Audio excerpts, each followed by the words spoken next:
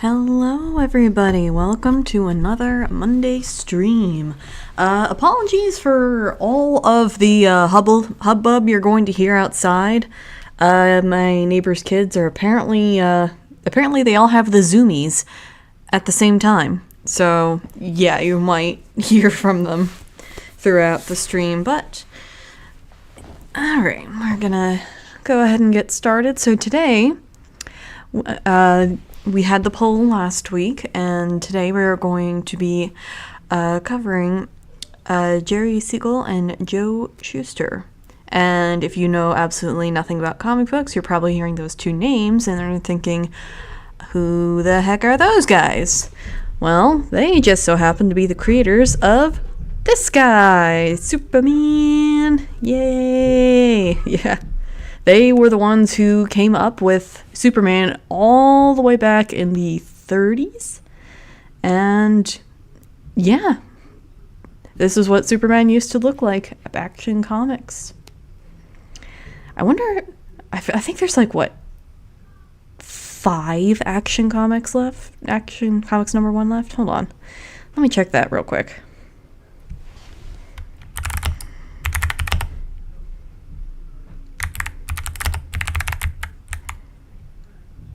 Here we are.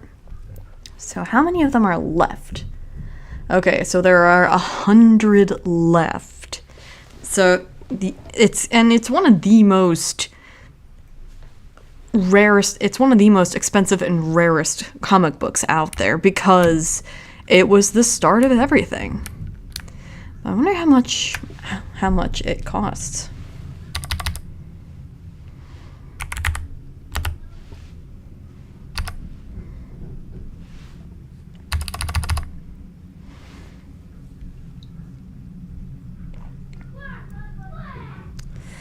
Oof. But the value of in mint condition is not well established. Could potentially sell for $8 million to $10 million, and the highest graded copy ever sold was for $3.2 million. Yeah, the children got the zoomies. Alright, so now that we know who these guys are and why we should care, and we've seen some of the amazing art by Shuster, let's get into their lives. So we'll start with Siegel. I really hope I'm pronouncing their names correctly. But he is the writer, and he's the one who came up with the idea, and Shuster was the artist. So, starting with Jerome Jerry Siegel. All right, born October 17th, 1914, and lived up until January 28th, 1996. Wow, I wasn't even a year old then. Was an American comic book writer. He was the co-creator of Superman in collaboration with his friend Joe Shuster, published by DC Comics. They also created Dr. Occult. Oh, I didn't know that. Who was later featured in the Books of Magic. Siegel and Shuster were inducted into the comic book industry's Will Eisner Comic Book Hall of Fame in 1992, and the Jack Kirby Hall of Fame in 1993. With Bernard Bailey, Siegel also co-created the long-running DC character, the Spectre. Oh, he created a Spectre too. Neat. Siegel created 10 of the earliest members of the Legion of Superheroes, one of DC's most popular team books, which is set in the 30th century. Siegel also used pseudonyms including Joe Carter and Jerry S. And he was from Cleveland, Ohio. Fun times in Cleveland today, Cleveland. He also comes from a Jewish immigrant family and was also fighting in World War II. It's seriously, how many of the original Golden Age creators were both Jewish and soldiers? It's kind of weird how this keeps happening. But then, again, back when World War II was going on, a lot of men were just drafted, so it's not like they had much of a choice. All right. Having fled the anti-Semitism from Lithuania, and then part of the Russian Empire. All right.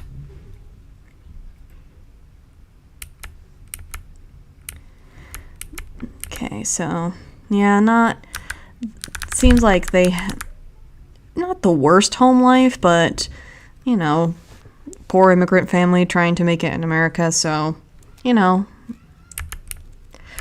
right. Unable to afford college, he worked various delivery jobs, all the while courting publishers. In the summer of 1935, still living in Cleveland, he and Shuster began selling comic book stories to National Allied Publications, the primary precursor of DC Comics, in New York.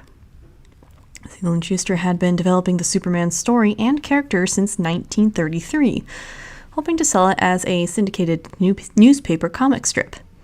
But after years of fruitless soliciting to the syndicates, Siegel and Shuster agreed to publish Superman in a comic book. In March 1938, they sold all rights to Superman to the comic book publisher Detective Comics, Inc., another forerunner of DC, for $130. $2,904 when adjusted for inflation, which was not a smart move, considering how popular Superman became. So not the greatest move there. All right. Siegel and Shuster later regretted their decision to sell Superman after he became an astonishing success. DC Comics now owned the character and reaped the royalties. Nevertheless, DC Comics retained Siegel and Shuster as the principal writer and artist for the Superman comics, and they were well paid because they were popular with the readers. So, okay, at least they got a good salary out of it.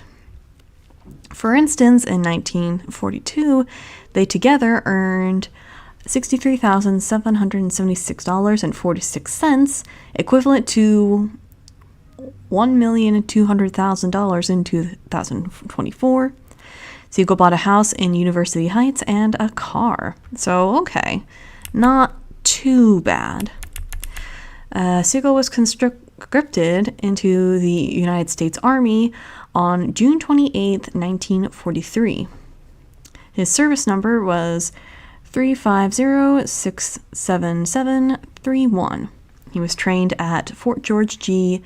Mod, I hope I'm pronouncing that right, where he was trained as an airplane engine mechanic, a film editor, motion picture cutter, public relations man, or playwright, motion picture writer, or reporter. That's a funny mixture of jobs he's got there. He was posted in Honolulu, where he was assigned a writing job at the military newspaper Stars and Stripes. He focused mainly on comedy columns. Siegel was discharged on July 21st, 1946, at the rank of technician 4th grade. All right. During his military service in Hawaii, Siegel learned from his friend Shuster that DC Comics had published a story featuring a child version of Superman called Superboy, which was based on a story that Siegel had submitted to DC Comics, but which DC Comics had not bought. Because DC Comics never bought the copyright to Superboy from Siegel, Siegel sued DC Comics for the rights. A second claim they had was that DC had cheated them out of royalties from the Superman radio show and the merchandise. Siegel and Shuster simultaneously sued for the rights to Superman as well. At the conclusion of the trial, Siegel and Shuster agreed to relinquish the copyrights of both Superman and Superboy in exchange for a settlement of just over $94,000. Wait a minute, huh? Okay, it was a couple years later, so maybe that's why the amounts are the same. That's kind of weird. Equivalent to $1,200,000 in 2024.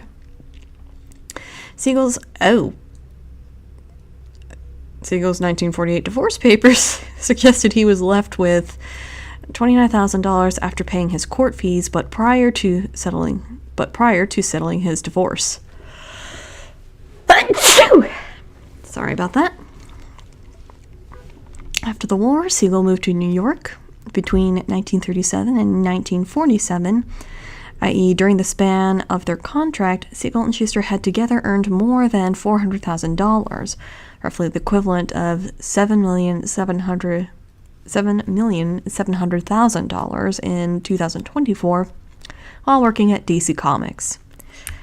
Bob Kane did mention that they were paid quite handsomely, so. Alright. After leaving DC Comics in late 1947, Siegel and Shuster created the comedic superhero Funny Man, which proved unsuccessful. This was their last collaboration. Siegel then took freelance writing jobs. Some of them included the newspaper strip Tallulah, Lars of Mars, and G.I. Joe. Oh! He worked on G.I. Joe. Neat. Or maybe this is a different G.I. Joe. Hold on. Okay, now I'm curious.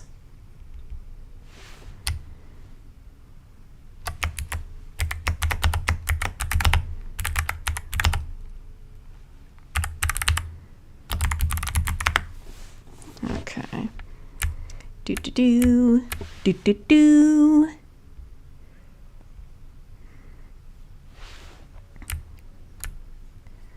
Alright. It's been, 1942. Alright, property by Hasbro. G.I. Joe comics have been... Okay, so it probably wasn't the G.I. Joe we're thinking of. It's just a G.I. Joe comic. Okay. I was gonna say, that's a shock and a half. Alright, yeah. The publisher Ziff Davis hired him as a comic book editor in 1951, but its comics division closed after less than a year in business. Siegel never found steady work and fell on hard times.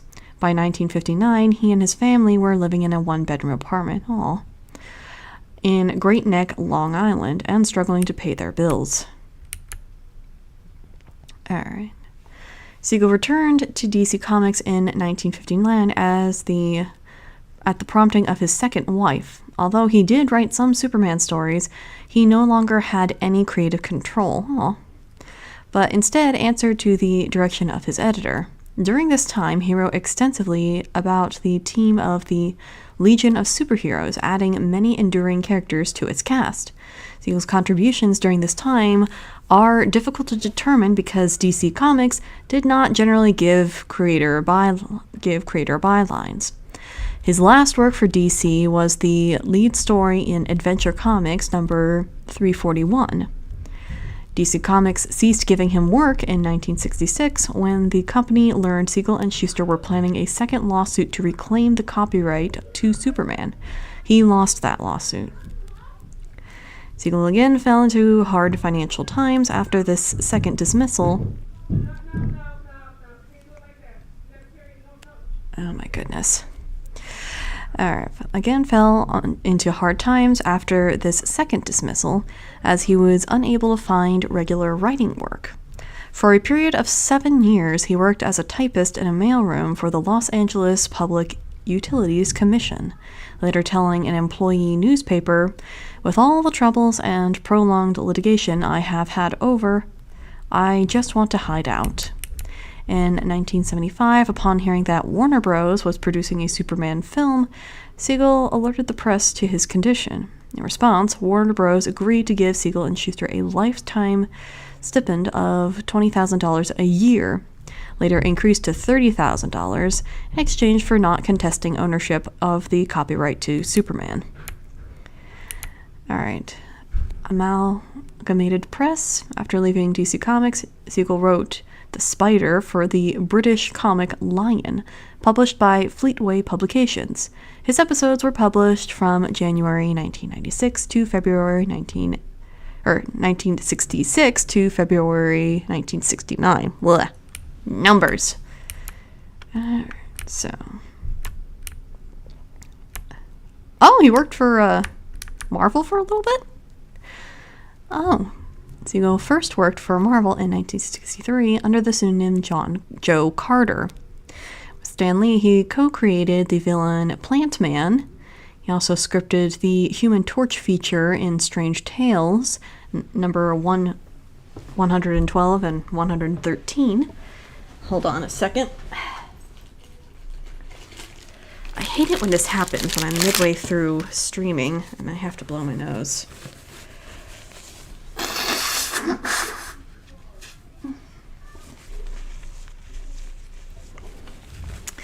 Introducing the Teenage Torch's high school girlfriend, Doris Evans, and under his own name, a backup feature starring the X-Men member Angel, which ran in Marvel Tales and Kazar. According to then Marvel editor-in-chief Stan Lee, Siegel was down on his luck and in ill health at the time, so he gave him a job at Marvel as a proofreader, during which time Siegel wrote the Angel story. Oh. Alright, we got some Archie comics, Fleetway Publications, military magazines, and a bunch of miscellaneous publications. Alright, so that about covers it for Siegel. Let's go over to Joe Shuster. Oh, they got him a glamorous shot here. Alright, Joseph Shuster was a Canadian-American comic book artist best known for co-creating the DC Comics superhero character Superman with Jerry Siegel. Alright, we got that. Shuster was involved in a number of legal battles over the ownership of the Superman character. His comic book career after Superman was relatively unsuccessful. Aww. And by the mid-70s, Shuster had left the field completely due to partial blindness. Aww. He and Siegel were inducted into both the comic book industry's Will Eisner Comic Book Hall of Fame in 1992 and the Jack Kirby Hall of Fame in 1993. Alright, in 2005, the Canadian Comic Book Creator Award Associated instituted the Joe Shuster Awards, named to honor the Canadian-born artist. So, he was born July 10th, 1914, and died July 30th, 1992. Alright. He was born into Toronto, Ontario, to a Jewish family. Again, I want to know what the explanation of why so many of the Golden Age writers and artists were Jewish. It is Golden and Silver Age. It became a little bit more diversified, obviously, but I find it very funny that that pattern was there.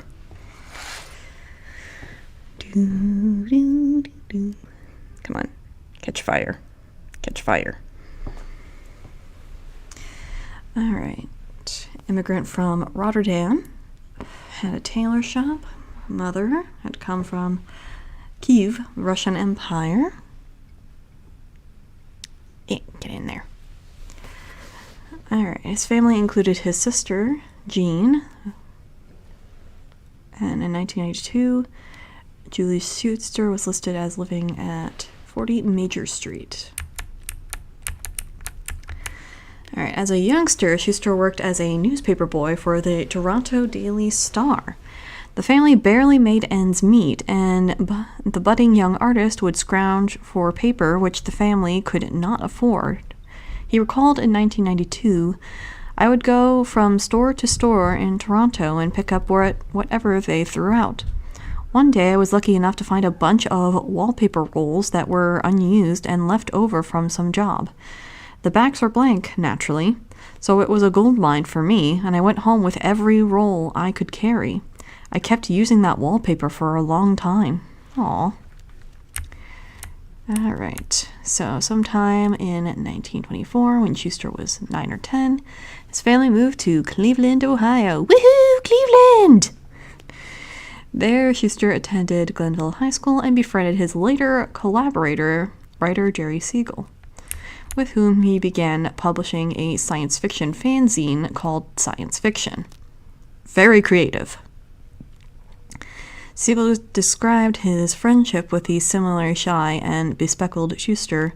When Joe and I first met, it was like the right chemicals coming together.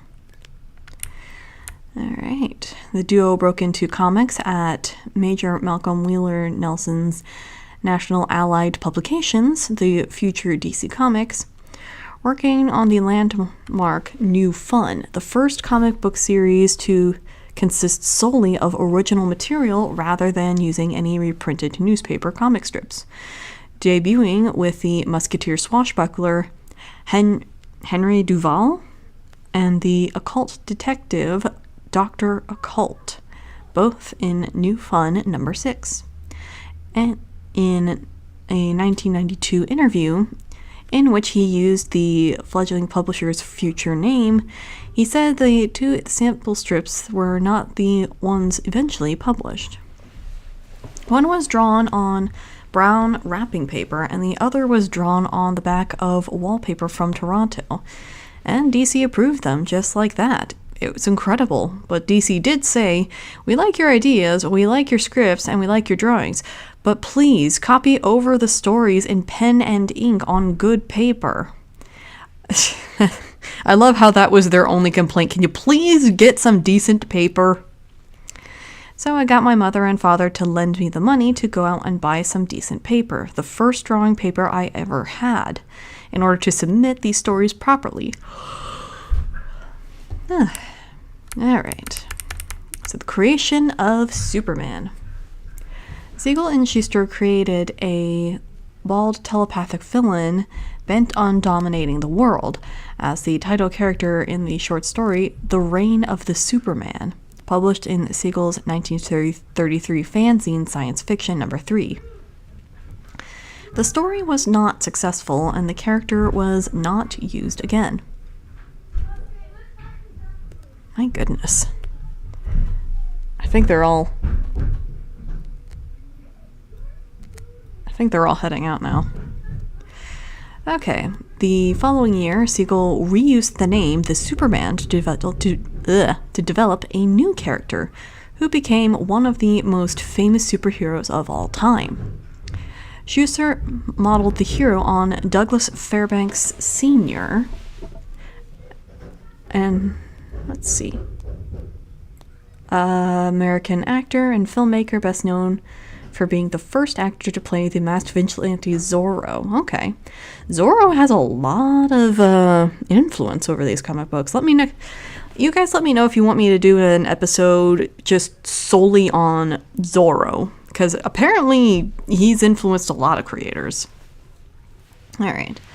And while the bespectacled alter ego Clark Kent on a combination of Harold Lloyd and Shuster himself. American actor and comedian and stunt performer. Alright, many silent comedies, okay. With the name Clark Kent derived from movie stars Clark Gable and Kent Taylor. Lois Lane was modeled on Joan Carter, a model hired by Shuster. She later married co-creator Jerry Siegel in 1948. Siegel and Shuster's origins as children of Jewish immigrants is also thought to have influenced their work. Timothy Aaron Pevey argued that they crafted an immigrant figure whose desire was to fit into American culture as an American, something which Pevey feels taps into an important aspect of American identity. I mean, yeah. You can definitely see it. Siegel and Shuster then began a 4-year quest to find a publisher. Titling the character The Superman, Siegel and Shuster offered it to Consolidated Book Publishing, who had published a 48-page black and white comic book entitled Detective Dan, Secret Operative number 48. Siegel and Shuster even compared this character to Slam Bradley, an adventurer the pair had created to for Detective Comics #1. A fictional character that appeared in American comic books. Okay. Alright. Although the duo received an encouraging letter, Consolidated never again published comic books. Shuster was distraught over the rejection and, by varying accounts, either burned every page of the story, with the cover surviving only because Siegel saved it from the fire, or he tore the story to shreds with only 2 cover sketches remaining. Dude, what the hell? Your parents gave you money to buy that paper.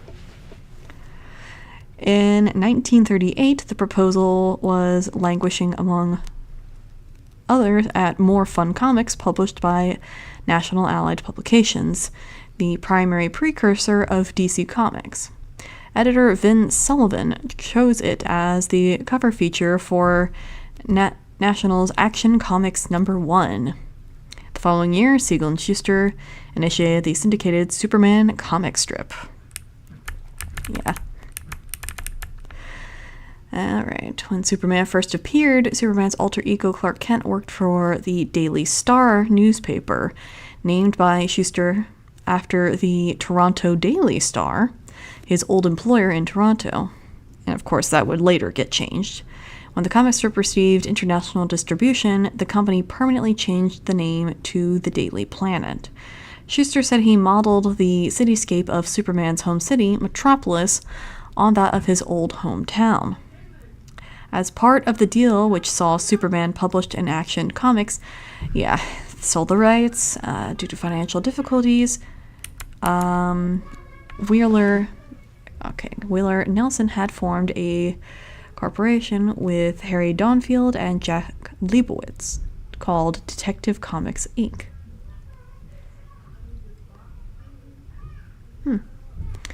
It was under the DC label that Action Comics #1 was published. A series of mergers and name changes resulted in the publisher becoming National Periodical Publications, and then, in 1977, DC Comics, which had been its nickname since the 1940.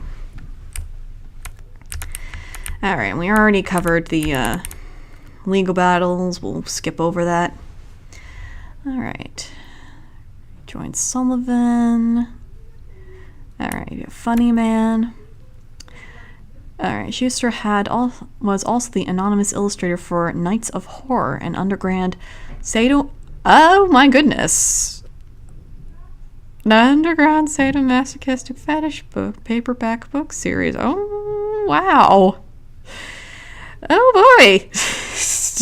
That was a surprise. Oh my gosh. Oh wow. Oh my.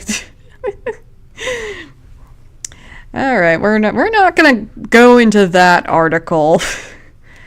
In 1954, Knights of Horror garnered controversy because of its involvement in the trial of the Brooklyn Thrill Killers, where it was alleged by psychiatric expert and anti-comics crusader Frederick Wortham that the gang's leader had read the books and that they were responsible for his crimes, which is such a reach. I've been over this before. My feelings about people trying to blame delinquent behavior on comic books. If your kid is going out there murdering, raping, stealing, doing whatever because of a comic book, that kid had more wrong with them than just the comic book. I'm just saying. Like, there is no way it was only the comic book that was wrong. Alright, the Knights of Horror series was seized and banned in the state of New York, and the case eventually went to the Supreme Court. However, the book's artist was never identified at the time. Oh, so I guess he really did save his own pants by being anonymous. In 2004, Gerard Jones revealed that Shuster had drawn the books. The claim was backed in 2009 by comics historian Craig Yo. This was based on character similarities and comparison of the artistic style between the illustrations and those of the cast of the Superman comics. In 1964, when Shuster was living on Long Island with his elderly mother, he was reported to be earning his living as a freelance cartoonist. He was also trying to paint pop art, serious comic strips, and hoped eventually to promote a one-man show in some chic Manhattan gallery. At one point, his worsening eyesight prevented him from drawing, and he worked as a delivery man in order to earn a living. Jerry Robinson claimed Shuster had delivered a package to the D.C. building, embarrassing the employees. He was summoned to the CEO, given $100, and told to buy a new coat and find another job. I mean, why would he be embarrassing people? He's just trying to... Okay, whatever. Well, I guess it would be seen as embarrassing to the company because it's like, he was one of our founding artists. We can't have people thinking that we're not treating him well. And it's like... But you're not. I mean, if anything, that's your own fault. Alright, so in 1967, when Superman copyrights came up for renewal, Siegel launched a second lawsuit, which also proved unsuccessful. Yep. In 1975, Siegel launched a publicity campaign in which Shuster participated, protesting DC Comics' treatment of him and Shuster. The Association of American Editorial Cartoonists president, Jerry Robinson, was involved in the campaign along with the comic book artist Neal Adams. By 1976, Shuster was almost blind and living in a California nursing home. Due to a great deal of negative publicity over their handling of the affair and the upcoming Superman movie, DC's parent company, Warner Communications, reinstated the byline, dropped more than 30 years earlier, and granted the pair a lifetime pension of $20,000 a year. Later increased to $30,000 plus health benefits. For the first issue with the restored credit was Superman number 302. Although Shuster was now supported by a lifetime stipend from DC Comics, he fell into debt, close to $20,000 by the time of his death. After he died, DC Comics agreed to pay off his unpaid debts in exchange for an agreement from his heirs to not challenge ownership over Superman. Ah, boy. Alright, so his credits, some of his awards. So, yeah, but this is why you always read the contract before you sign them, kids. Because you never know when it'll come back to bite you in the butt. Alright, so how about before we get into the print interviews, and I found this fun article about Ohio history, because I'm from Ohio, and I don't know, it'd be kind of cool to read this. Different perspective from Wikipedia. Alright, so let's look into this. Alright. So this is like other comics outside of Superman that they've done. So maybe they'll include a few more things from a comic book historian. Oh yeah, comic book historian. Another episode of Comic Book Historians. Today we're going to talk about what did Jerry Siegel and Joe Shuster do in comics after co-creating and then leaving Superman. As mentioned in previous episodes, Jerry Siegel and Joe Shuster created Superman in the 1930s, and it was published and released in Action Comics 1, 1938. They signed a 10-year contract with National Publications as Harry Donenfeld and his right-hand man who eventually took over, Jack Leibowitz. When that 10-year contract was coming to a close, Jerry Siegel and Joe Shuster hired an attorney, Albert Zugsmith, for the rights to Superman, who invariably set forward a chain of events which caused the two co-creators to lose all rights to the character. That begins this episode of what they did after Superman. What did they do next? What comics were they involved in? Well, they made a final collaboration, Funny Man, in 1948, which failed miserably, but they did make sure to secure this copyright, however. The comic line was produced at Magazine Enterprises by Vince Sullivan, former cover artist at National Allied Publications in the 1930s. From a historical standpoint, Vince Sullivan should get an applause for giving Jerry and Joe a chance with something new and different. Their prankster Superboy idea was shot down in 1942, so they came out of their safe zone and tried something alternative. And that took a lot of guts. But from a consumer standpoint, the jokes weren't very funny, and it's possible that losing Superman wrecked these guys and they didn't have enough inspiration in them to make this work. It's also possible that they created their Mona Lisa Superman and there was nothing more they could create. That happens to some artists. Also, comics were a growing medium. They were becoming more sophisticated, and it is also possible maybe that their talents weren't enough to keep up with the industry. Tough. I don't know. Maybe I don't know.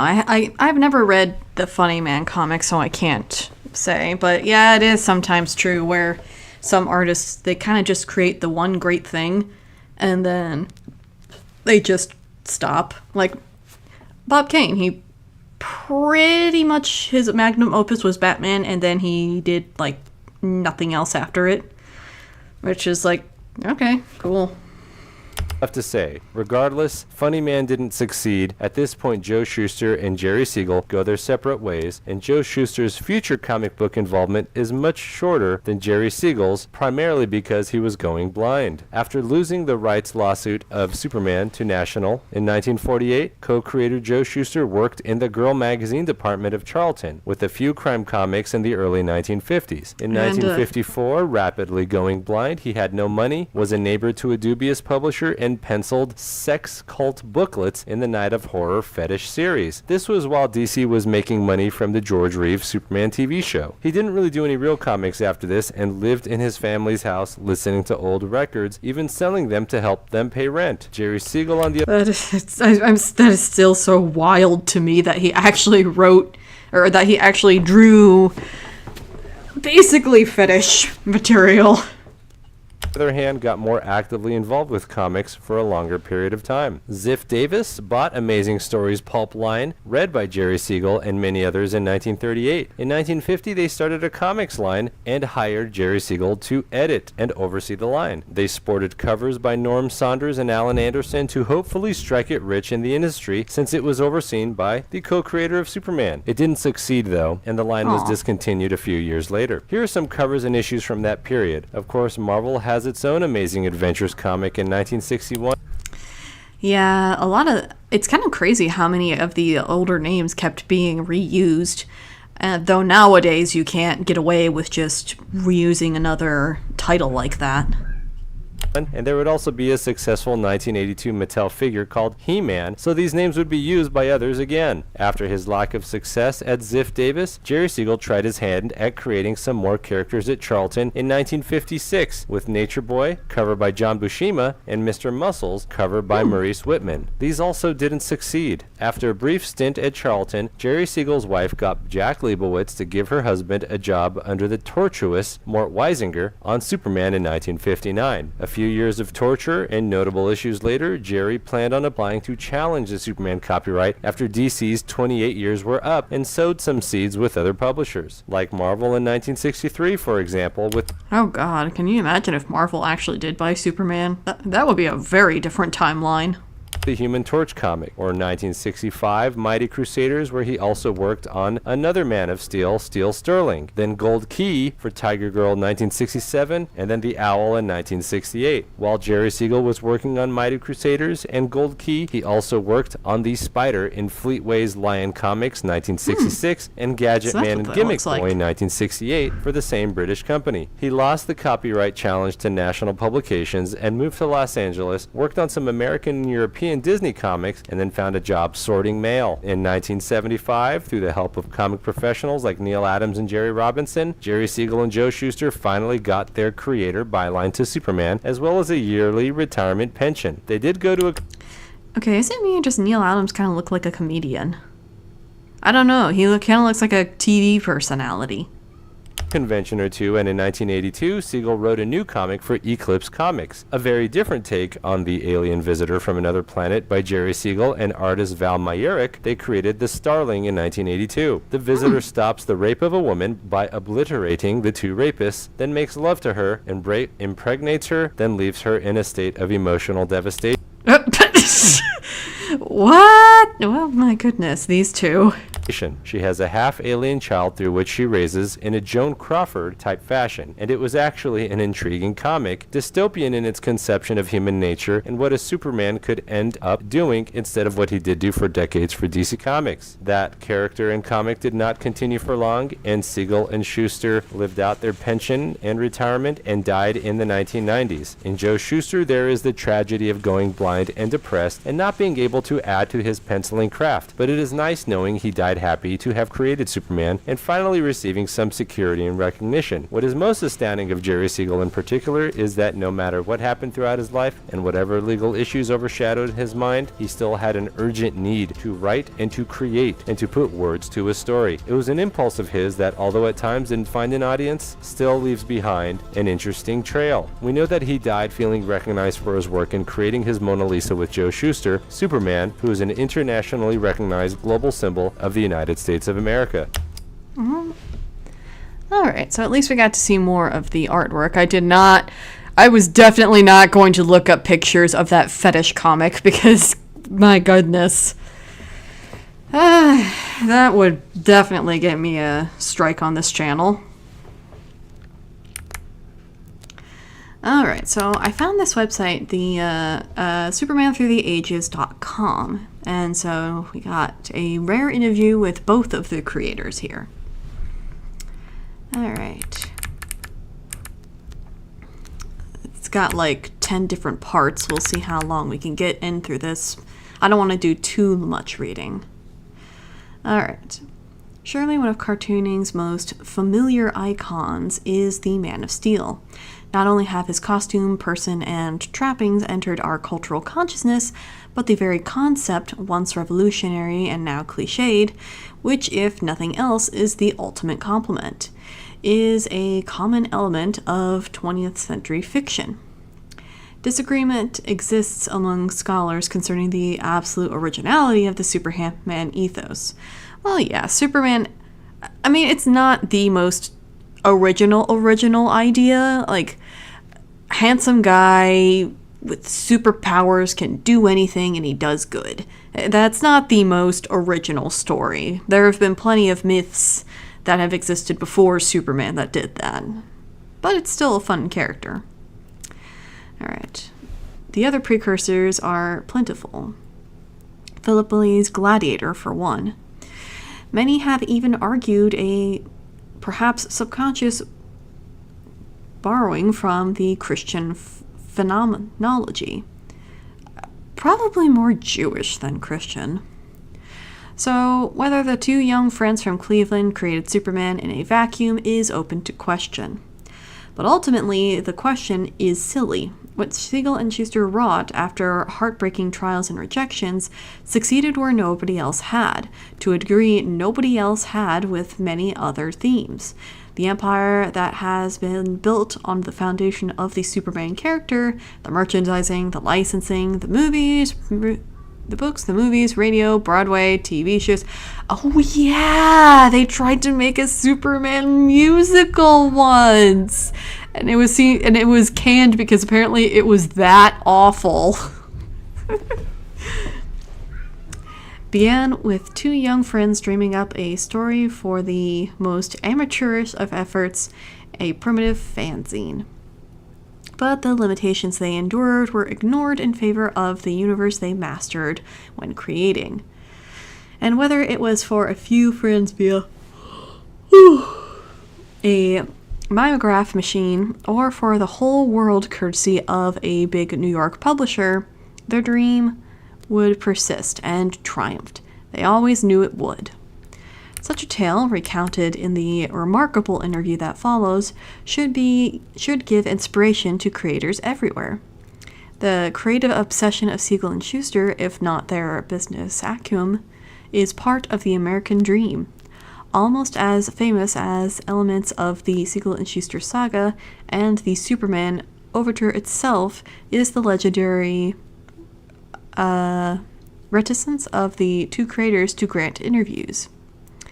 We are fortunate to have historian Tom Andrea history-making and history-breaking transcript of conversations with Siegel and Shuster. Here they reveal previously unknown or obscure facts about their unique story. All right. So enough fluff. Let's get to it. On to the interview. Boop. All right. Interviewer. How did the two of you meet? Shuster. I came from Canada when I was about 10 years old, and our family settled in Cleveland, Ohio. It was in Glenville High School that I met Jerry Siegel, and we were both on the staff of the Glenville High paper, the Glenville Torch. Siegel. Before that you went to a junior high school. Shuster. Yes, it was Alexander Hamilton Junior High School, where I was staff artist on their school paper, The Federalist. And I did a comic strip called, of all things, Jerry the Journalist. It wasn't influenced by anything in particular. The script was given to me. Siegel. Strangely enough, it was written by a cousin of mine. He was the editor of the paper. I don't know the details, but when Joe moved from the neighboring neighborhood down into the neighborhood where I was living, it was shortly before that I was talking to my cousin. I told him I was interested in comics and I was starting to collaborate through the mail with some cartoonist. And he told me about Joe. He said that Joe was very good and was moving into my neighborhood, and the two of us ought to get together. That's what led to the two of us meeting. Shuster. We were just a few blocks away from each other, matter of fact. We were about 16 at the time. Oh, that's kind of cute. Siegel. Something like that. We were high school kids. Interviewer. Was the material in your high school paper your first published artwork? Shuster. Yes, the first that had ever been published. It was a humorous strip, a cartoon. Siegel. It was a gag, complete in itself, each separate one. Interviewer. What was the high school like? Siegel. It was Glenville High School, and while we were students there were also some students who, in later years, achieved considerable celebrity. Among them, Jerome Lawrence, who later was co-writer of Inherent the Wind and Auntie Mame. And then Seymour Heller, who was also a student there, later became the manager of Liberance. There were some other fellers who did quite well in later years. Some of them worked on the newspaper. Interviewer. What were your interests at the time besides the high school paper? Shuster. I tried to build up my body. I was so skinny. I went in for weightlifting and athletics. I used to get all the bodybuilding maglets from the secondhand stores and read them. Siegel. I used to go to the school gym and see Joe in action. He was pretty good. Shuster. I put a lot of effort into it for about 4 or 5 years. Siegel. Joe, do you mind if I tell a little funny story at your expense? Shuster. Not about the time in Miami. Oh my god. The time in Miami, do tell. That would be a very funny story. I mean, we already know about the fetish comics, so Miami must have been very interesting. Siegel. No, I'm talking about the barbells. Joe was interviewed years ago, and he was really good with the barbells. But newsmen, being the way they are, they waited until after Joe had raised and lowered the thing many times. When he put it down and collapsed, that's the picture they wanted. A funny shot instead of all the terrific lifting he had done. That's such a dick move. Shuster. Incidentally, Jerry and I did the first science fiction fanzine called Science Fiction. Siegel. And here's something of interest. Wait, we're not going to get the Miami story? Aww, I want to hear about what happened in Miami. Siegel. And here's something of interest which the fan field doesn't know, because the information didn't come fully back to me until just a short time ago. Recently, I bought a copy of the Encyclopedia of Science Fiction. The title was something like that. It's published in England. At the front of the book, they list certain firsts.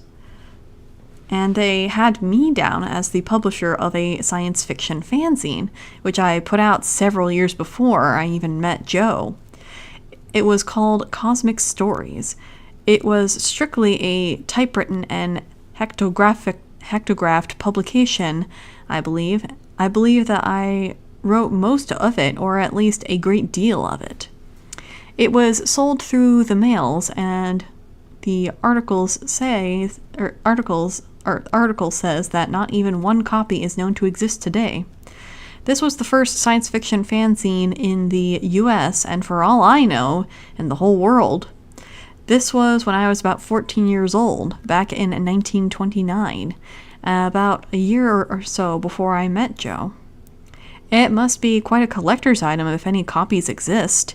It's not impossible that a copy might exist somewhere, but the chances of any other copies having survived is rather remote. That is quite the accomplishment, basically inventing the science fiction fanzine. That's a very interesting one. Interviewer, do you recall any of the stories you wrote for that?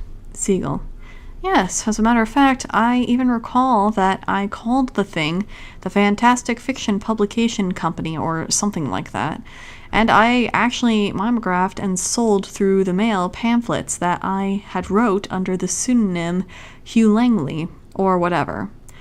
I don't have copies of those, but I do remember that when I showed the material to my English teacher, she gave me a little lecture that it was a pity I was wasting my time writing such trash when there were so many wonderful types of literature I could be writing instead.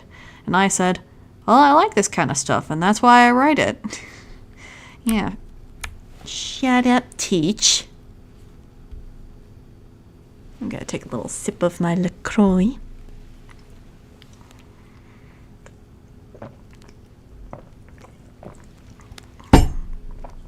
Alright. Shuster. We were both great science fiction fans, reading amazing stories and wonder stories back in those days. Siegel. When Joe and I met, it was like the right chemicals coming together. I loved his artwork, the stuff that he showed me, and he showed me stuff that he had drawn even years earlier when he was a teenager, science fiction stuff. I thought he had the flair, though he was a beginner. I thought he had the flair of Frank R. Paul, who is one of the best science fiction illustrators in the field. Shuster. And I was an avid reader of H.G. Wells. Siegel. Right. And to our astonishment, we found that both of us were great science fiction fans. Joe as well as I, and we were both reading the same type of material. Shuster. Not only that, but when I first met Joe, to my intense delight, he showed me that he was a collector. He was collecting some of the early Tarzan pages by Hal Foster, and later, early Flash Gordons, and I found that we were both absolutely interested in the same type of thing. Aw, isn't that great when you find a friend that you just jive with? And I was crazy about the artists that he was crazy about, and yet he had this wonderful flair. I didn't know then that someday he would be as famous as those other cartoonists, but I thought, gee whiz, I would just love to work with him. Alright, interviewer. Joe, what was the first artwork of yours that Jerry saw? Shuster. That was when I was about 14 years old. I drew a picture on the back of a calendar in pencil. In those days, they used to give out free calendars. I had no art paper, so I took whatever else I could.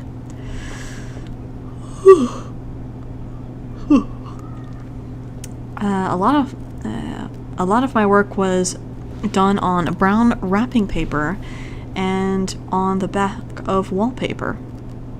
The drawing Jerry first saw was on the back of a calendar sheet about 14 inches wide by 17 inches long. It showed the world of tomorrow, a beautiful scene of spaceships, rocket ships, and futuristic skyscrapers in the city of the future. At the bottom, I put my name and date, and the city of the future, 1980. That was in 1926 or 1927. It was one of the few things I've ever saved. Aw. Siegel. 1980 seemed like a distant future then. Shuster. My favorite comic strip in those days was Little Nemo by Winsor McCay. Let me know if you want me to do an episode on Winsor McCay. It was very imaginative, and that was the sort of fantasy I grew up with and loved. Siegel. Me too. I used to love Little Nemo, and I remember that when I was a kid, someone had told me how you could rub a printed drawing with a candle wax candle, put it down on a piece of blank paper, and take a heavy object and rub the back on the paper, and the whole thing, color and all, would be transferred. I used to love to do that with the comics, including Little Nemo, which was also one of my favorites. Oh man, I wonder why so many of these old comics back in the day didn't survive until today. This was years before Joe and I met. Shuster. Also, Jerry and I did a comic book together. Siegel. That was later. It was after we did our fanzine Science Fiction. I've already mentioned how in 1929 I put out this fanzine. I definitely wanted to be a science fiction writer.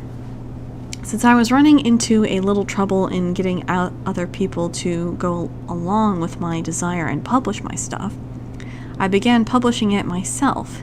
Then, after I met Joe, we immediately began working on a wide variety of different types of comic strips, funny strips and adventure strips. We did a strip about a caveman and showed it around to the syndicates. That was one of our first collaborations, but not the very first. It wasn't long after that Alley Oop came out, and we did a double take. And then another strip I had done before getting together with Joe, I worked with another artist through the mails, was called The Time Crusaders.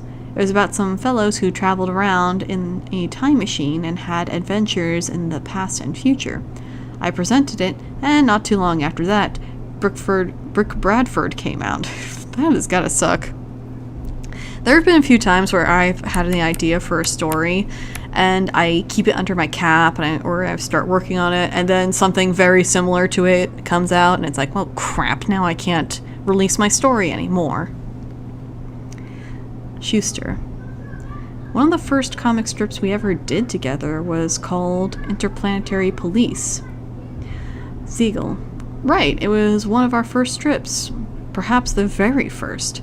I really can't give you too much detail except that, as the title suggests, it was about the adventures of the police in the distant future, with the adventures taking place on various worlds. Something funny in connection with it, I submitted it to United Feature Syndicate. Joe and I waited breathlessly.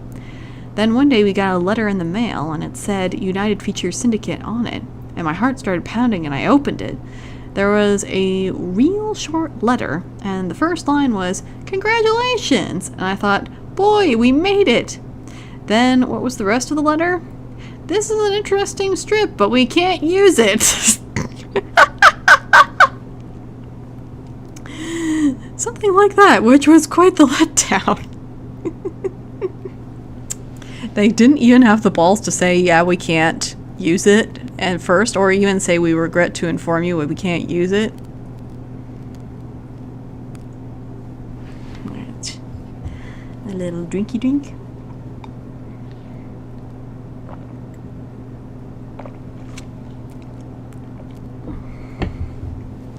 Alright, Siegel continued. But we did various other strips. We also did a strip about two pals who own some sort of mechanism which enables them to peer anywhere in the world, through walls or anything. Oh boy, I wonder how they would use that. And listen on what gangsters were saying, and then get busy scotching the villainy. In a way, that was a forerunner of Superman's supervision and X-ray vision, only done with a mechanism. I don't remember the title. Ralph something. Another early strip that Joe and I did was called Snoopy and Smiley. It was a comedy strip a la Laurel and Hardy or Charlie Chaplin or Lord knows what. It didn't sell. Around this time, I contacted J. Allen St. John, who had done all the illustrations for the Tarzan books. And I worked up with him in my script something called Rex Carson of the Ether Patrol. His drawings were very nice. It was submitted around, nothing happened to it, and eventually it got lost over the years. But then, right around this time, Joe and I started our fanzine Science Fiction, where I did the first Superman story ever wrote, and Joe did the first Superman illustration that he ever did. Shuster. It, the magazine, was subtitled The Advanced Guard of Future Civilization. Siegel. In the third issue of our fanzine, I wrote a story called The Reign of the Superman. I wrote it under the pseudonym of Herbert S. Fine, which was a combination of the names of one of my cousins and my mother's maiden name. Joe did the illustrations for it. Shuster. I did all the illustrations for the magazine, and also for all the other stories. Siegel. I recall that we did a one-panel cartoon feature in the magazine.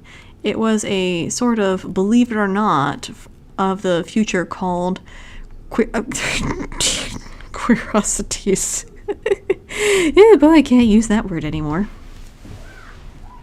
Alright, Shuster. In the magazine, we had letters to the editor. We had invited readers to write in. Siegel. And one of those readers was Julius Schwartz, who is currently the editor of Superman. And he wrote in saying some nice things, including the fact that he liked Joe's work. Forrest Ackerman was a contributor. Siegel. Of stories? I think the transcript got messed up there a little bit. Shuster. I believe so. I haven't seen this stuff in years. Also, Mort Wessinger and Julia Schwartz, I believe, collaborated on a sort of science fiction gossip column, which ran in the fanzine. They may have done it under a pseudonym. Interviewer. How did you come up with the idea for The Reign of the Superman? Siegel. Well, as a science fiction fan, I knew of the various themes in the field. The Superman theme has been one of the themes ever since Samson and Hercules, and I just sat down and wrote a story of that type. Only in this story, the Superman was a villain. Interviewer. Had you read any stories featuring Supermen as villains? Siegel. If they existed, I didn't know about them. After all, there were tons of things published. The bald-doomed, menacing Superman in The Reign looks a lot like Lex Luthor, the villain in later Superman stories. Did you consciously base Luthor on the early character? Shuster. The evil Superman was just my idea of a villain. I suppose he looks a lot like Telly Savalas? Interviewer. Did you intend a switch on the traditional Superman theme by making him a villain? Siegel. No, it wasn't a switch at all. That's just the way I thought I'd play it. I was just a young kid, and my thoughts didn't go in those directions. That was just the story that occurred to me. That was published in January 1933 issue of Science Fiction. A couple months after I published this story, it occurred to me that Superman was a hero rather than a villain, might make a great comic strip character in the vein of Tarzan. only more super and sensational than the great character. Joe and I drew it up as a comic book. This was in the early 1933. We interested a publisher by putting it out, but then he changed his mind, and that was the end of that particular version of Superman, called The Superman. Particularly, all of it was torn up, by the way. Joe got very upset and tore it up and threw away most of it. Interviewer: does any of it still exist? Shuster: we saved the cover. The rest of the drawings were a crude version of Superman. It wasn't really Superman. That was before he evolved into a costumed figure. He was simply wearing a t-shirt and pants. He was more like Slam Bradley, another Siegel and Shuster collaboration, than anything else. Just a man of action, but we called him the Superman. That was the second time we used the name, but the first time it was used for a character of goodwill.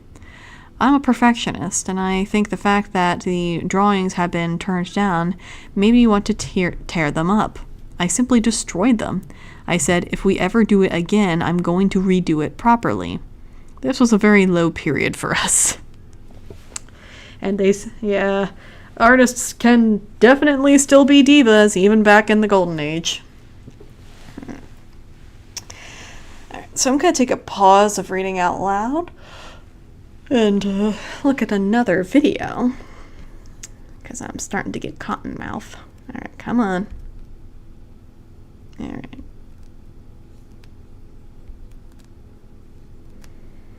The Men Who Made Superman.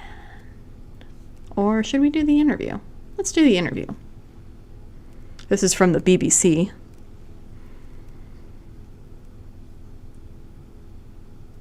Boys and girls, your attention, please.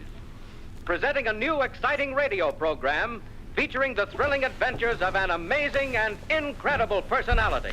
Faster than an airplane, more powerful than a locomotive, impervious to bullets. Up the sky, look, it's a giant bird. It's Superman! By the way, those Fleischer animations look better than some of the animation that is going around nowadays. How do you explain that? Like, how does that even happen where an animation from almost 100 years ago looks better than current animation? How do you even do that?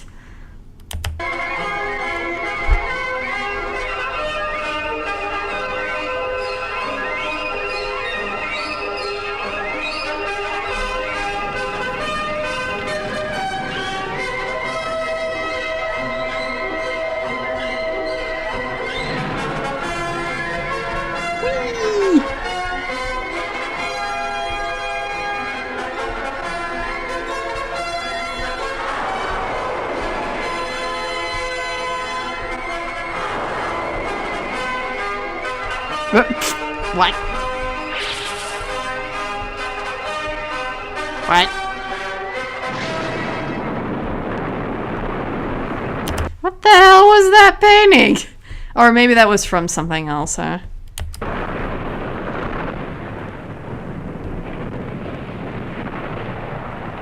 Okay.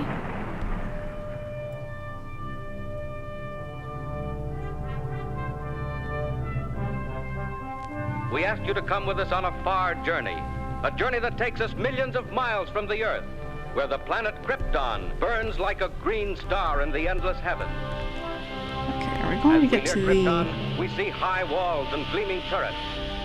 We approach the magnificent Temple of Wisdom. Here, civilization is far advanced. It has brought forth a race of supermen, men and women like ourselves, the perfection.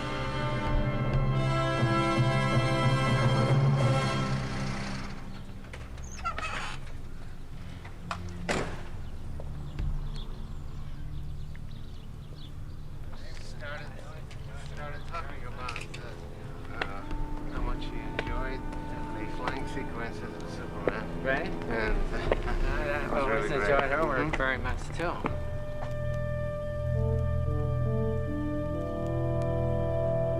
Well, Superman came about because both Joe Shuster and I were great science fiction fans back in the 1930s.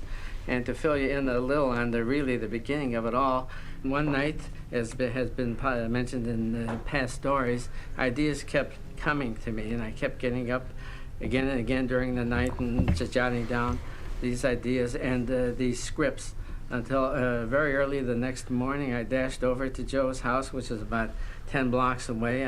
I showed him the script of Superman, the entirely new concept in which there would be a meek, mild-mannered reporter, Clark Kent, Lois Lane, who scorned him, but who flipped over Superman, not knowing that Superman and Clark Kent were one and the same person. Now, you want to stay? You want to stay with your reaction? Well, I was when very, very excited about the whole idea. I just took on the same enthusiasm. I thought it was a terrific idea, and we went right to work right then and there. You sat down at the drawing board and you began designing the way the characters would look, we right? spent the entire day working on it, all afternoon, and we at the drawing board, Jerry and I, and now I remember designed, that the matter of the costuming of Superman came up, and I remember two suggestions I made to you.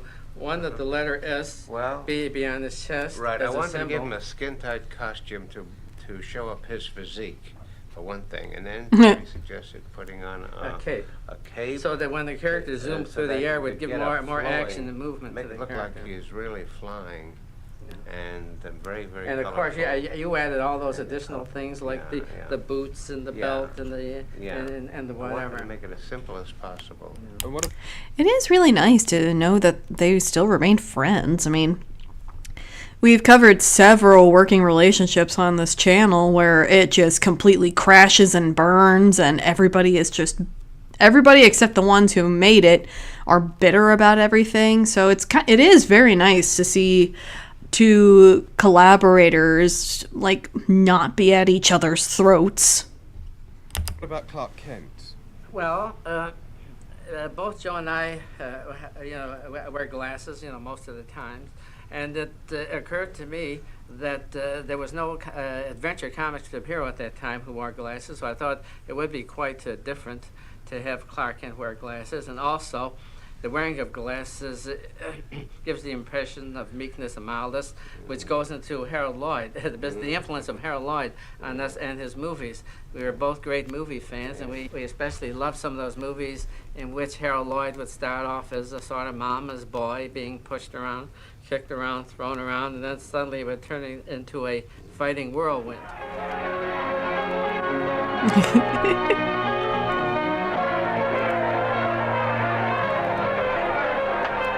It was part of my own character, too, that I put into it. I was kind of mild, meek-mannered. I've heard, oh my gosh, I don't know why the meme has been coming up recently, but it was, I forget which celebrity it was, but there are two pictures of what we see her in the movies and what she looks like when she does her glow up. And the caption was, okay, I cannot imagine this actress without her glasses and her face, and the way she does her face. And so seeing her like this makes me realize that, you know what, maybe it's not so unrealistic that people couldn't tell that Clark Kent was Superman. And some people are, I myself, when I take off my glasses, I look like a very different person. And like when I take off my glasses and let my hair down, because I usually keep my hair up in a ponytail because I'm, a laborer still. And yeah, I do look like two different people with those two changes alone. And I don't wear makeup, so I don't have to worry about that. But it is very funny how the conversation around the whole secret identity thing with Superman has petered out once we realized that, oh yeah, we really are that face blind, and we really would not be able to tell the difference between these two, not be able to see that these two guys are the same person. Mild-mannered. and wore glasses, so I really identified with it.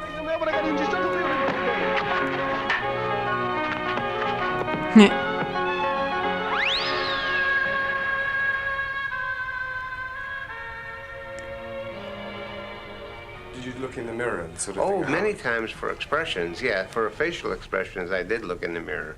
Oh, yes. That was... Do you guys know that cartoon, Sarah Scribbles?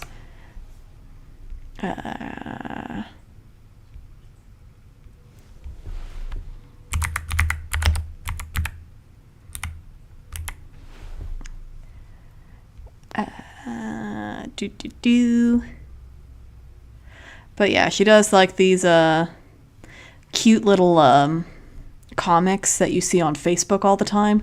She did this very funny comic where it came to her drawing her characters, and when she's drawing a character with like a happy face, she's looking happy. She's drawing a sad moment, of course she has like a sad expression, and then the last panel is her doing this like weirdly obnoxious face, and the person who's walking up to her is like, what in the hell is she drawing? And it is very funny. Doop. And sometimes I make faces too when I'm like writing or I'm trying to sound out dialogue so that it sounds right. That was part of it. That was part of the fun. Can you show us what the original Superman looked like? Here's the pencil sketch of the original Superman. And that was the first cover of the Superman book. That was 1939. And is that how it actually appeared? Yeah, that's how he appeared. See? Right. You were saying that some of the Superman poses. How did you get them? Yes, I was a great fan of Douglas Fairbanks, and so was Jerry. And I tried to use his stance, the way Douglas Fairbanks looked in the Black Pirate, with hands on his hips, and this Robin Hood and the Mark of Zorro. Oh my goodness, and kids, stop your marvelous, zoomies. Attitude, which Jerry and I agreed. Well, in writing the script, I had Douglas Fairbanks very much in mind and the athletic stunts that he did too. So the influence of Douglas Fairbanks was not only in the art but also in the visual action.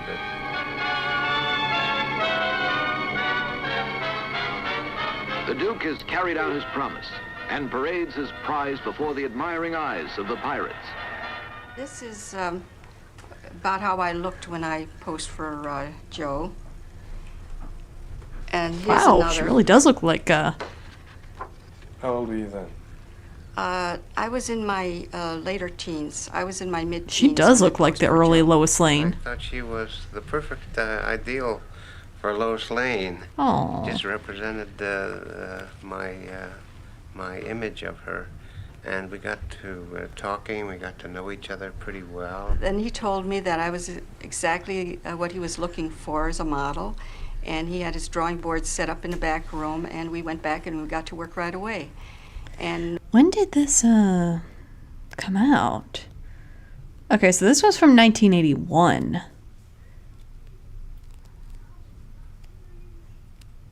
when we got finished, Jerry was waiting out in the living room, waiting to meet me. And so we met and we got along well. And he was also a very shy boy, but very energetic. He was always in motion. We never realized that day that this would turn into a lifetime friendship. It's a bird, it's a plane, it's Superman, fighting for truth and justice. See the adventures of Superman. Get some light on your faces, good. You've all got it, you remember what it was like the other day, good. Jerry Siegel and Joe Shuster no longer own Superman. In 1938, they sold the rights for $130 to DC Comics, now a division of Warner Communications. They own the new feature films, Superman 1 and 2. Siegel. Yeah, I can't even imagine selling off my creation like that. But maybe they thought it was a good deal at the time, and they were very young when they were going through all those contracts. And of course, nowadays, literally every single person who is part of the entertainment industry or is like closely related to the entertainment industry strongly advises young creatives to either get a lawyer or get yourself an agent who could go through contracts with you. Siegel and Shuster had to stand by and watch their creation become a multi-million-dollar industry. After years of litigation, Warner's finally agreed to give them $25,000 a year each for life. The road that led to the spectacular success of the recent films began with the radio serials of the 1940s. Friends on this earth. To mingle with people, to see men at the highest and the lowest, if that's what you want. Now let me think. Now, how about a newspaper, a great metropolitan daily? A newspaper? Well, yes, join their staff. Be a reporter. Oh, but you can't do it in those clothes. Not that blue costume with the cloak and shield on your breast. Gee, you couldn't. Jimmy, these are the cloak and the shield of Superman. If I become as other men, I shall dress as other men. Yeah, what are you going to do about this? Did he want a border around here? No. Just indicated the block. Superman's current home is in DC Comics in the Warner Building in New York. Today, each step in the production of a comic is a separate and skilled job. The whole operation is a far cry from the simple way Siegel and Shuster worked 40 years ago. But despite the development of Superman into a big business, his appeal remains the same as ever, based on the curious relationship of Superman and his alter ego, Clark Kent. I mean, I think comics are kind of going back to the way Shuster and Siegel used to. Mostly because most people are absolutely sick and tired of DC and Marvel and all the bullshit that they're pulling. A couple days ago, I did finally read that Harley Quinn Fartacular book, and I thought about writing an article about it, but then I thought, you know what? I do not want to spend a good hour capturing images of this stupid thing, and I do not want to reread it to get the details right, because I sometimes will do that. I'll just reread a comic book just to make sure I'm getting the details right. I had to read Ghost of the Badland like 3 different times because it was a little confusingly written in a few places. But anyways, I think people are moving back to the indie way of doing it because it allows for more creative freedom. And also, you have a better chance of getting your proper slice of the pie. Whereas when you're in an industry and you're under contract, you can't really get as much money as you think you're owed. Clark Kent. Clark Kent, yes. And about joining a newspaper. That should give me an opportunity to learn the troubles of men, to know whom to help and when help is needed. Back when journalism was taken seriously. I'll do it. Many thanks to both of you for your advice. Well, no thanks are necessary. If there were only something more... Just this. Remember your promise. Never to reveal my identity. And now, goodbye. I've stayed too long, and I'm off. Goodbye. Goodbye. I wonder if those old Superman radio dramas are on YouTube.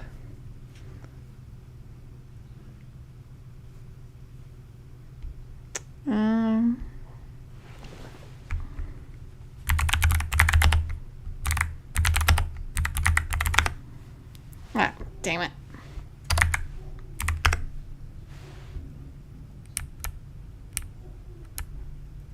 Oh yeah, okay. So yeah, the original superhero radio dramas are still there. Alright.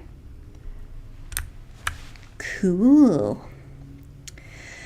Alright, so I don't think we're going to get to finishing this big long article because I still got a few more things that I want to bring up, but I will, as always, link the articles down below, and I'll also link the videos too, because this interview looks like it's several parts long, but, you know, I want to get to a few other things before we end tonight's episode. And, alright, so Ohio History Connection. Because, yes, we do have our own, very own history section to make sure that the wonderful history of Ohio is preserved. And, no matter how tiny and insignificant it may be. All right. Origin story, the creation of Superman.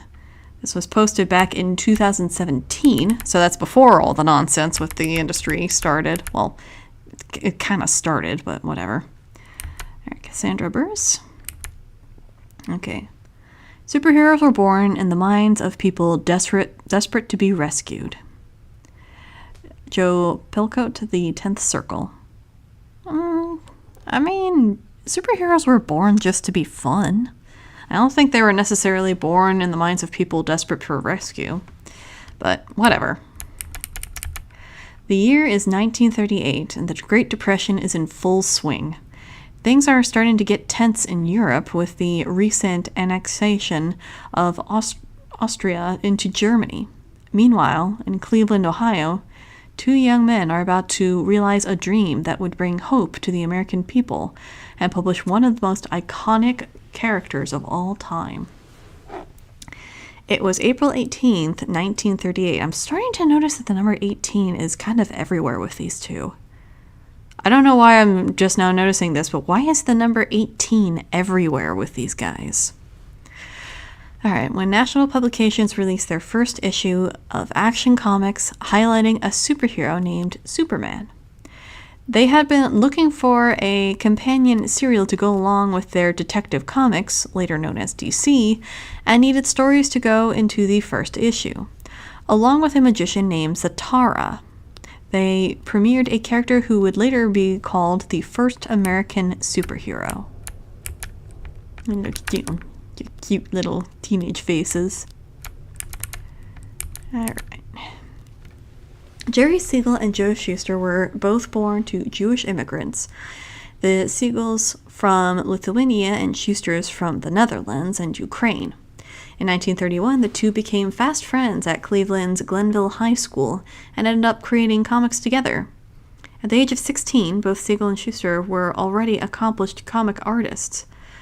Shuster drew a comic about a character named Jerry the Journalist, and Siegel sold his works under the pseudonym Hugh Langley. Together, they tended to work on sci-fi-inspired comics or stories inspired by the folktale of John Henry.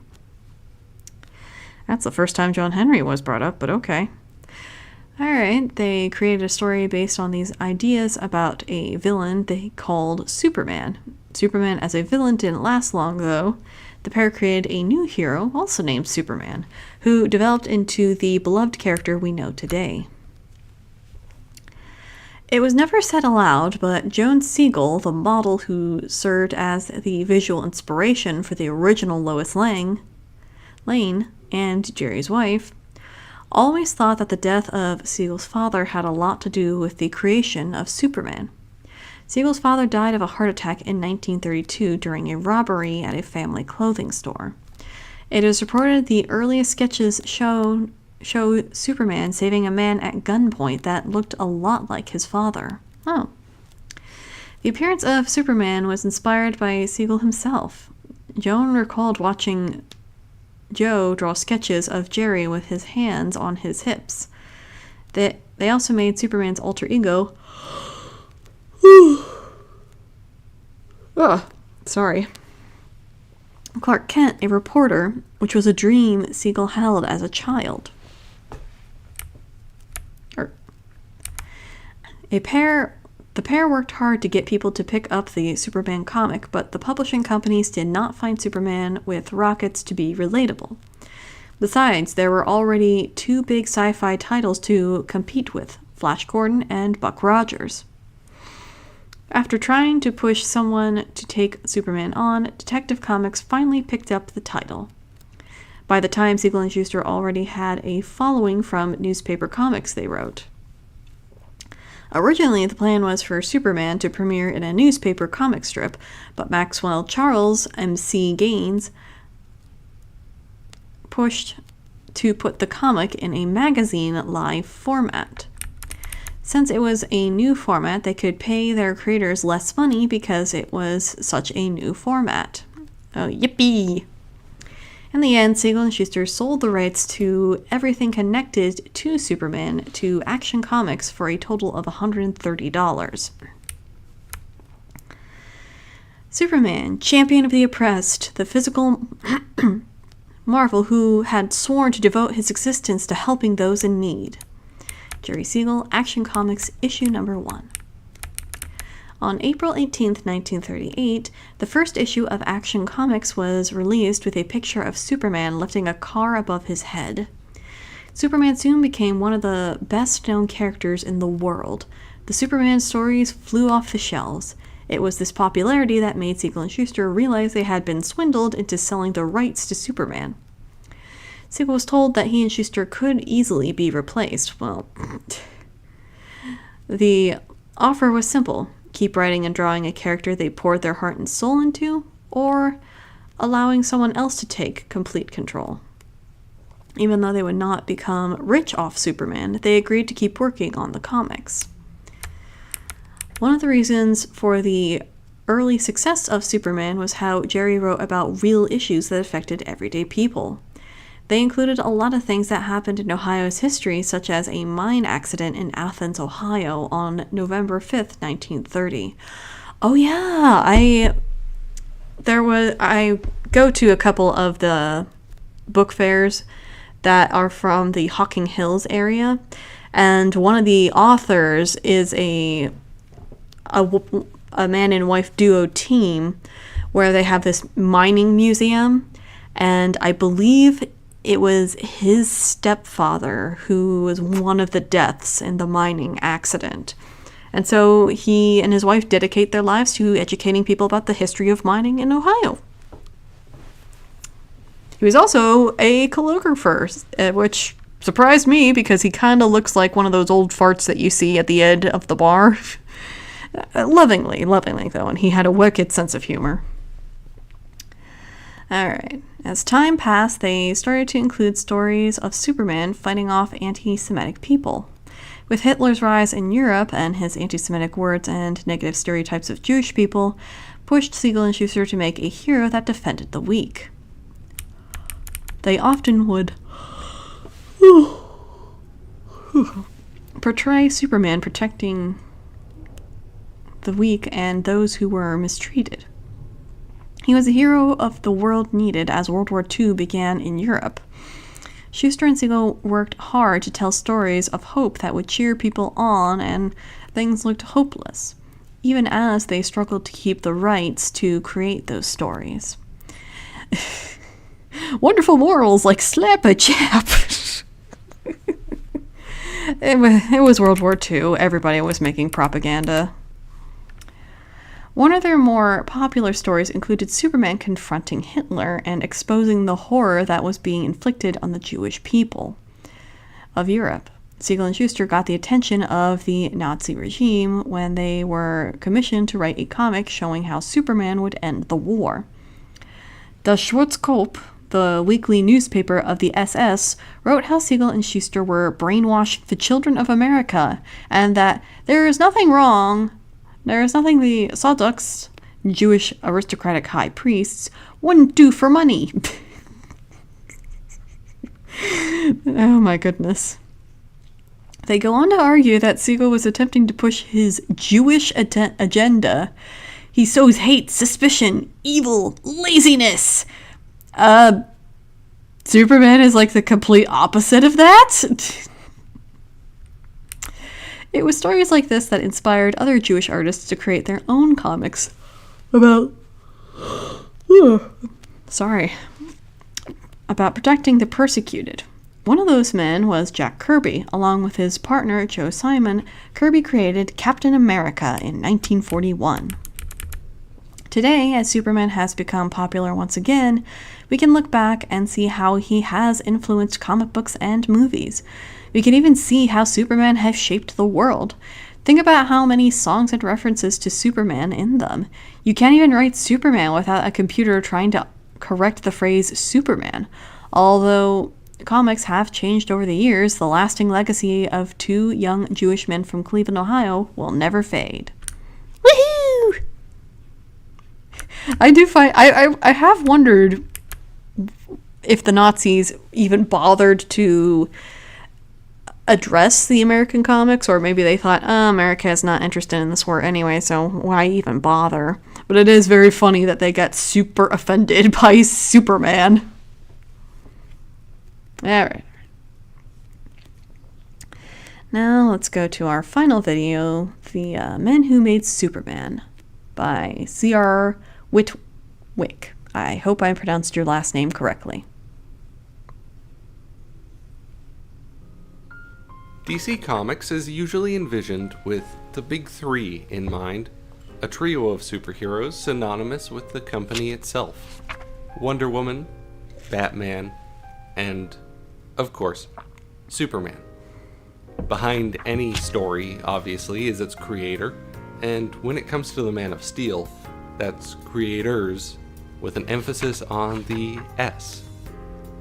It's a hefty story, this one, so let's strap in for the tale of how Superman came to be. If this is your first time with us, I've found that a lot of modern media is pretty impenetrable to newcomers. My goal is to provide a breakdown and guide.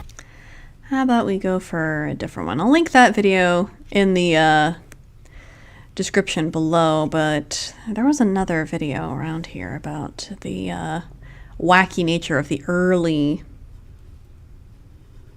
Superman comics.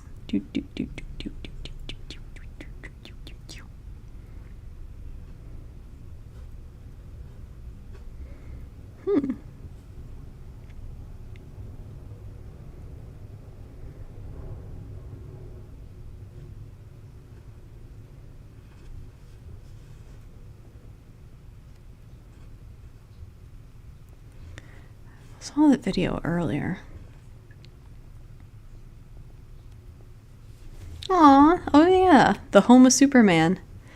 Oh yeah, Cleveland is very proud of Shuster and Siegel.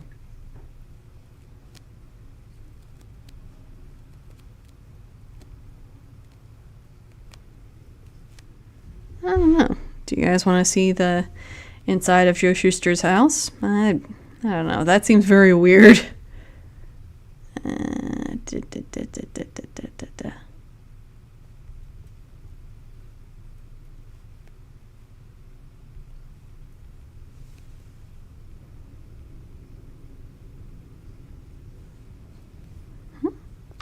Bernie Wrightstein? Oh. I'll keep... what the heck, I'll keep watching to the this guy. DC universe in the order of creation, so it isn't quite as overwhelming. If you have a favorite character or story and it isn't in this video, it's likely to be found in either a previous one or a video coming later down the line.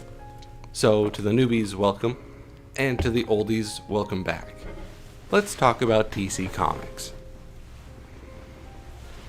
I think I just won my taxes. Oh yeah? I just switched from TurboTax to H&R Block. It was so easy. You mean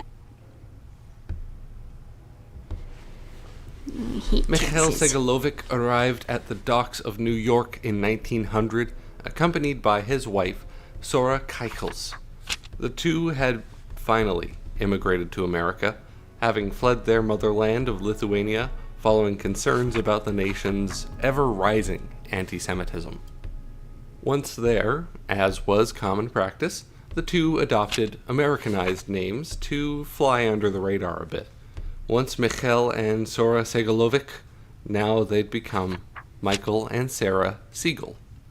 They settled into Cleveland and had 6 children, the last to arrive being our figure of focus, Jerry Siegel. Aww. When Jerry had turned 14, he and his expansive family had decided to move into Glenville, a predominantly Jewish neighborhood, and he was, of course, enrolled in the nearby high school. He was a quiet and shy lad, but made fast friends with an equally quiet and shy lad named Joe Shuster. If one had an idea, the other knew how to execute it, and it was all born from a shared love of science fiction, adventure stories, and movies. Around the time Jerry reached 16, he'd begun to write for the school's newspaper, the Glenville Torch, also adding his own little creation to the comics section, making a parody of Tarzan called Goober the Mighty. Enjoying what he was doing with the newspaper, Siegel also started writing his own fan magazine with Shuster, dubbed Science Fiction, the Advance Guard of Future Civilization. It was during this period, though, that the Siegel household was hit with its biggest tragedy. Jerry's father, Michael, was a tailor, owning his own clothing store, and one day in June of 1932, he attempted to stop a shoplifter. As a result of the physical confrontation, Michael Siegel suffered a heart attack and passed away.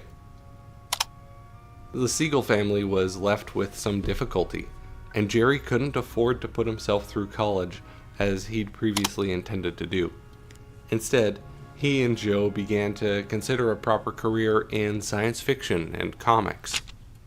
It was during this period that they first thought up the idea of Superman, and actually went so far as to publish him in that fan magazine I mentioned, though granted their first draft was far from the Superman we eventually got 5 years later. This Superman was a villain, a psychic, and a megalomaniac. The word Superman was meant to be more intimidating than inspiring. So we move ahead to early 1935. Jerry Siegel and Joe Shuster are still working away at their ideas, doing some writing, but not really experiencing any kind of satisfaction. But Jerry was still a big fan of the things I'd mentioned previous, so when he stepped by a newsstand that had New Fun number 1, he paid the dime and took a look through its pages. Of course, it was a pretty standard sort of thing for Jerry, definitely more for his own enjoyment than anything, but his interest was piqued with the ad listed on the final page. Sadly, we don't have that ad anymore, a micro piece of lost media, but it was an invitation to submit your own stories for future issues of the comic. Well, Siegel put a bunch of his own together, slapped a stamp on them, and into the mail they went. It actually worked, too. Jerry Siegel and Joe Shuster were hired by National Allied Publications and got to work, starting with their first story about a ghost-busting detective named Dr. Occult. At this stage, the duo basically had their idea for Superman ironed out. They'd pitched it to countless publishers before without success, but figured that National Allied might be the right guys to go with. Then, why didn't we get the Blue Boy Scout in 1935? Well, the main reason was that they felt that Superman wouldn't really gain any traction in a purely black and white magazine. He needed color. He needed to pop. I don't remember that being one of the reasons.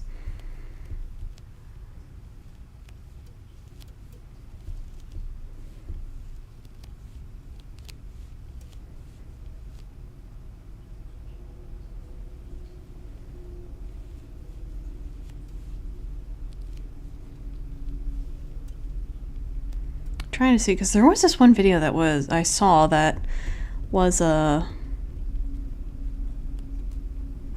going over the actual superhero Superman comics. Yeah. Oh well. So when Jack Leibowitz was working on Action Comics, a series that was guaranteed to be full color, opportunity finally came knocking. The snag, though, was with the rights to the characters. Harry Donenfeld and Jack Leibowitz knew what they were looking at when Superman was put on their desks, and they also knew how to get their money's worth from the hero. The conversation was simple, ultimately. It basically came down to this. NAP would pay the two of them a seemingly reasonable one-time paycheck, then the company would retain all rights to the character in perpetuity. Siegel and Shuster agreed, signed on the dotted line, and completely missed the line about never getting royalties while they pocketed a neat $130, which is only equal to about $2,800 in now times money. They got scammed, to put it in layman's terms, and they kind of figured that out after Superman sold about a bajillion copies, and they had spent their $130 pretty much within the month. Yeah. What was I gonna say? I was literally about to say something. Oh yeah, it's kind of like what those back in the day, the I think it was like in the 70s where record labels would do disco music or would do soul music and would completely swindle many, many, many young black artists for the rights to their music. And a lot of them eventually went down the same path as Shuster and Siegel. That being said, they were still allowed creative control over Superman as long as they kept working for the company and continued to get paid about on par with any other employee who hadn't just sold the coolest idea in the world for the same amount of money that it costs to get a new washer and dryer. Anywho, Jerry finds love, marries a woman named Bella Lifshitz in June of 1939, and the two have a son named Michael, after his late father. 2 years later, Siegel's mother passes away, another heart attack, and a further 2 years later, he's conscripted into the U.S. Army. Jerry didn't see any action, as far as we can determine. He started out as an airplane engine mechanic and quickly found himself as a military reporter, juggling a bunch of media positions at the same time, all while stationed in Honolulu. He even found the time to keep up to date on Superman in the comics during the time he was posted, which caused a bit of a stir after finding that the company decided to pull another fast one on him. Before he took his leave from the company, Siegel had pitched the idea of a Superman spin-off featuring a younger version of the hero during his growing phase. A Superboy, if you will. Nothing came of it, at least not right away. But Jerry, looking through another paperback issue of a character he made and wasn't seeing a penny from, noticed that Superboy was for sure being used in stories now. Jerry Siegel felt cheated. He got in contact with Joe Shuster, who also felt equally miffed, and they decided the best option would be to sue the pants off of the company for everything they could. Not getting too into the weeds about it, the duo left the courthouse with around $94,000 each, or around $1.45 million in today dollars. Obviously, DC didn't exactly want them back in the office after that point, so Jerry moved to New York in 1947 and got divorced about a year later. Also, I think it's important to say that thanks to the divorce paperwork, we have some insight into Siegel's actual takeaway from the lawsuit. After all the It's really weird how it was the divorce paperwork that gives us a little bit more insight on what was going on. I am wondering though why it's they're only focusing on Siegel. Were paid, every T crossed and I dotted. Siegel only got around $29,000, which kinda sucks. I mean, that's equal to $447,000 now, but it's less than half of the actual settlement. So, divorced, Jerry pretty immediately remarried, this time to Joanne Carter, the woman who, up to that point, had modeled as Lois Lane for Joe Shuster to base his drawings on. March 1951, the two have a daughter named Laura, and 8 years later, Joanne convinces Jerry to give DC another chance, to give him a seat, but make it crystal clear that he's there just like everyone else. No special treatment, no exceptions, no rule bending. It goes smoothly enough, but by 1966, Siegel feels like winding up for another lawsuit, this time around hoping to get the full rights back for the Man of Steel from DC. They fire him in advance of the suit, he takes them to court, and comes out the other side with nothing to show for it. Obviously, no longer welcome back at DC Comics, he and the family moved to California, and he works for a few other publishers here and there. Flash forward to 1975, and Jerry hears word that there's going to be a full theatrical Superman film. Seemingly having pockets filled with nothing but lint and a dead moth, he starts making a commotion about how financially destitute he is, and DC starts hucking $30,000 at him a year to shush. And he did shush. He went into retirement and basically only had one more difficulty: heart disease. Yeah. It was something he struggled with for years. even getting a bypass surgery. But he still passed away from a heart attack at age 81. Now, Jerry Siegel was only one half of the Superman puzzle, so... okay, so he was just splitting it up, alright. Let's talk about the other one, Joe Shuster.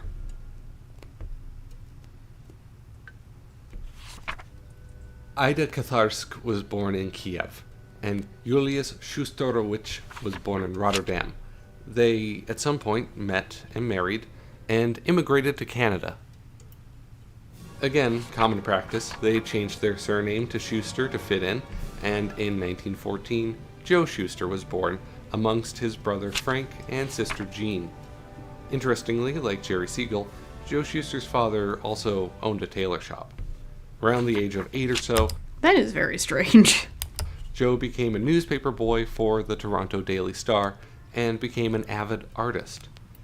His family was admittedly very poor and couldn't afford even the most simple of non-necessity items, so Joe would often travel from business to business, gathering any unused scrap paper he could to use for sketches and drawings, since they couldn't even afford their own sheets. Once he was 9 or 10 years old, his family packed up and made the move south to Cleveland, the city where he would come to meet his lifelong friend and business partner, Jerry Siegel. When the time came that Jerry discovered the ad placed in the back page of New Fun number 1, part of their submission was Joe's art.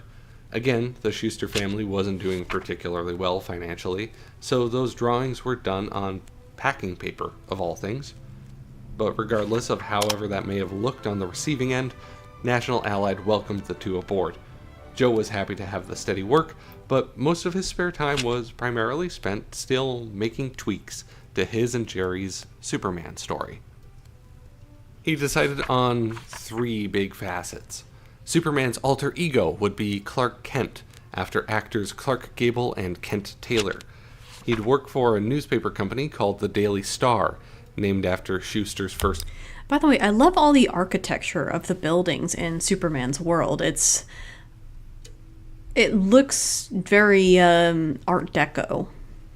It all looks very Art Deco. Employers, the Toronto Daily Star, and the city of Metropolis would be based on the very city he grew up in, Toronto, Ontario.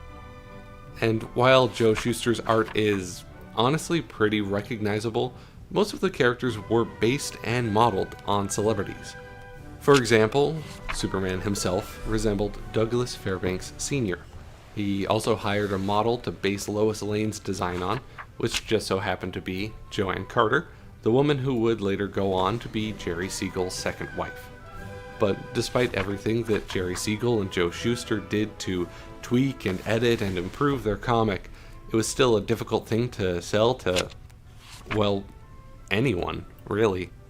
In fact, after a particularly rough rejection, Shuster, in a depressed rage, threw their entire pitch comic into a fire.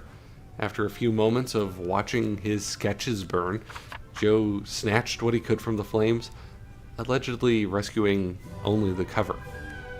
We've already hit on the major points while chatting about Jerry Siegel, so you know how things went once Superman finally started seeing the light of day.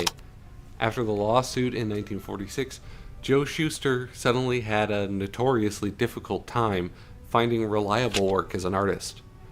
He took a step into drawing erotic comics for underground companies, being very careful to avoid getting himself identified.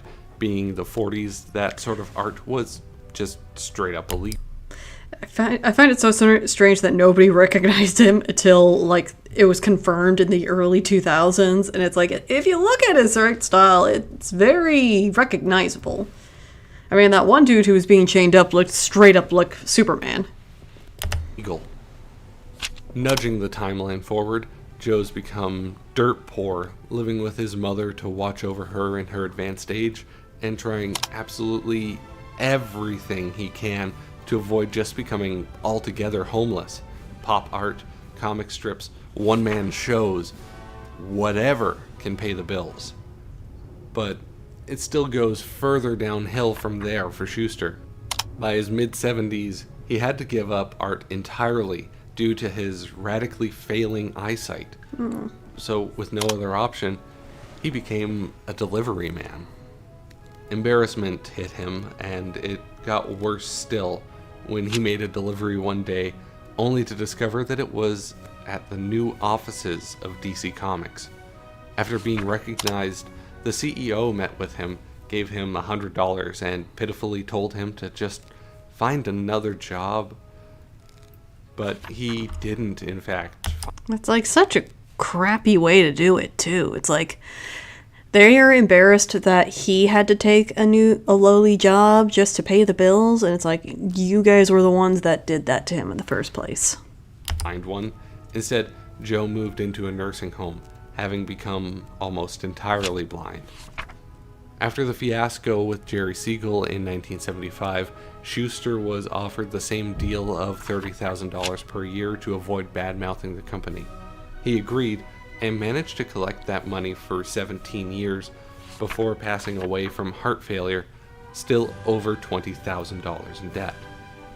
As a show of good faith, DC offered to pay the remaining debt to his estate, under the agreement that his heirs didn't attempt any further suits over the rights of the Man of Tomorrow. I don't think that was generosity. That was another ploy to get them to shut the hell up. I don't even know how to conclude a story like this. Jerry Siegel and Joe Shuster were two kids from Ohio who wanted to make something special and really managed to do just that. Their creation has touched the hearts and minds of millions, if not billions, over the course of nearly a century. But when it came to what happened to them, after what Donenfeld and Leibowitz convinced them into, it was dark and sad, and it seemed like every day must have been built upon a needless struggle. Comics are a treat and can do so much. I mean, yeah, the story is sad, but it's unfortunately not. It's been going on in comics for a very long time. Their story is not unique, unfortunately.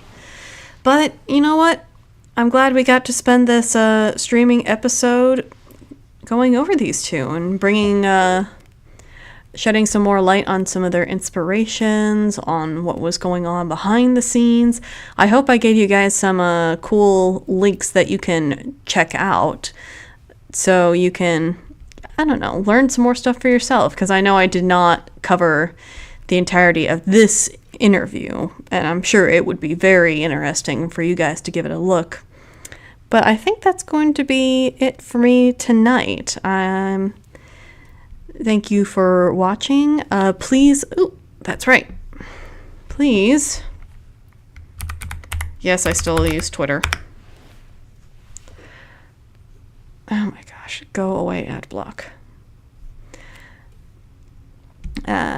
If you want to vote for the next artist, go onto my Twitter at Heather_Veely. The next artist is actually going, I'm gonna go with Todd McFarlane, just because he was the second place artist, and I know that Mike from Twitter, he really wanted me to cover him, but he obviously lost out to Superman's two dads. Sorry, I had to fit that joke in there somehow, because I know that would probably miff a few people, but I still think it's very funny. But yeah, next episode is going to be on Todd McFarlane. So, alright. I think I got everything covered now, so thank you for watching. Please like, share, and leave a comment, and I'll see you all in the next